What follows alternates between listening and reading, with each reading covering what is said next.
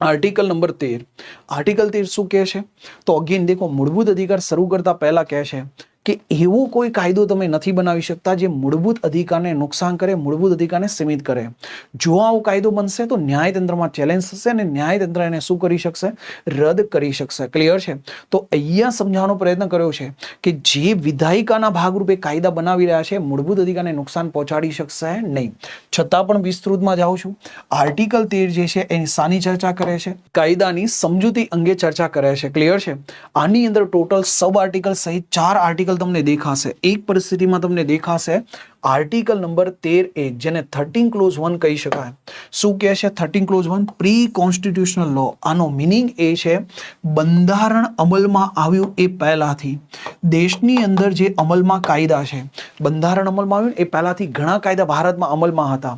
એ કાયદા અને મૂળભૂત અધિકાર આ બંને વચ્ચે જો તકરાર થશે તો આ કેસમાં પ્રાથમિકતા કોને આપવામાં આવશે? મૂળભૂત અધિકાર.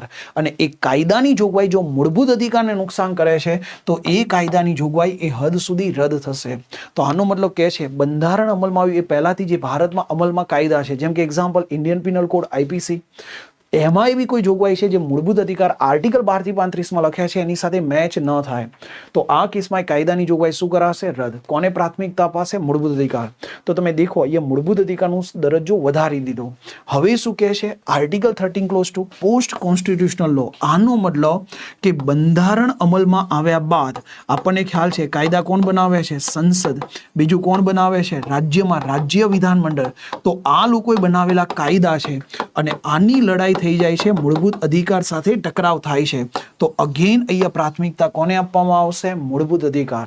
અને સંસદ કે રાજ્ય વિધાનમંડળે બનાવેલો કાયદાની જોગવાઈ એ હદ સુધી અનકોન્સ્ટિટ્યુશનલ અસંવિધાનિક જાહેર થશે જ્યાં સુધી કોને નુકસાન કરે છે? મૂળભૂત અધિકારને નુકસાન કરે છે. હું આ બંનેને આવી રીતે ભેગા કરી કહી શકું બંધારણ અમલ પહેલા કે બંધારણ અમલ બાદ એવો કોઈ કાયદો જે મૂળભૂત અધિકાર સાથે સુસંગત ન હોય, મૂળભૂત અધિકારને નુકસાન પહોંચાડે તો એ રદ કરવામાં આવશે. ક્લિયર છે દરેકને? તો આ તમે ધ્યાને રાખશો. ત્રીજું શું કહે છે? કાયદામાં તમે કોને કોને ગણશો? તો હું બોલું છું સ્થાયી કાયદા કોણ બનાવે? સંસદ અને રાજ્ય વિધાનમંડળ. તો એ તો આવી જશે. અસ્થાયી કાયદા જે કોણ બહાર પાડે? રાષ્ટ્રપતિ અને રાજ્યપાલ, જેને આપણે કહીએ છીએ વટહુકમ. તો કેન્દ્રમાં વટહુકમ કોણ બહાર પાડે? રાષ્ટ્રપતિ. રાજ્યમાં રાજ્યપાલ. એના પછી કહે છે સરકારે બનાવેલા નિયમ, સરકારે બનાવેલા વિનિયમ, સરકારે બનાવેલી અધિસૂચના એટલે કે નોટિફિકેશન, બરાબર છે?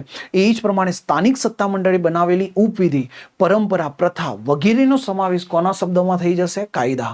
તો તમે દેખો જેટલા શબ્દો હું અત્યારે બોલ્યો, સંસદે બનાવેલા સ્થાયી કાયદા, વટહુકમ, રાજ્યપાલ, રાષ્ટ્રપતિના નિયમ, સરકારના, સરકારે બનાવેલા વિનિયમ, સરકારે સ્થાનિક સત્તા મંડળે બનાવેલા ઉપવિધિ, એ જ પ્રમાણે કહી શકાશે સમાજમાં પ્રવર્તમાન પ્રથા અને પરંપરા.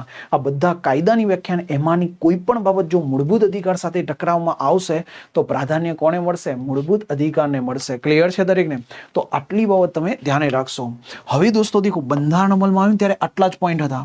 છેલ્લો આર્ટિકલ ઉમેરાયો છે 24મા ક્રમનો બંધારણીય સુધારો 1971. શું કહે છે? હા, આર્ટિકલ 13 ની વ્યાખ્યામાં સમાવેશ થવા પાત્ર નથી. કોનો? આર્ટિકલ 368 નો. આનો મતલબ કે બંધારણીય સુધારા દ્વારા ભાગ 3 ની અંદર સંસદ શું કરી શકે છે? સુધારા કરી શકે. જેમ કે આપણે દેખ્યું 44મો બંધારણીય સુધારો, સંપત્તિનો અધિકાર હટાવી શક્યા, પણ કન્ડિશન એપ્લાય.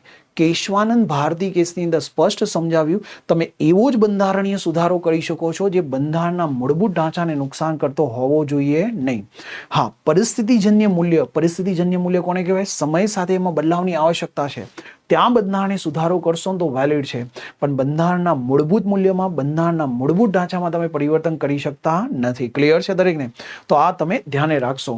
ચલો હવે હું પરિસ્થિતિ સ્ટોપ કરું. આર્ટિકલ 12 રાજ્યની વ્યાખ્યા. આપણને મળતા મૂળભૂત અધિકાર કોની વિરુદ્ધમાં? રાજ્યની વિરુદ્ધમાં.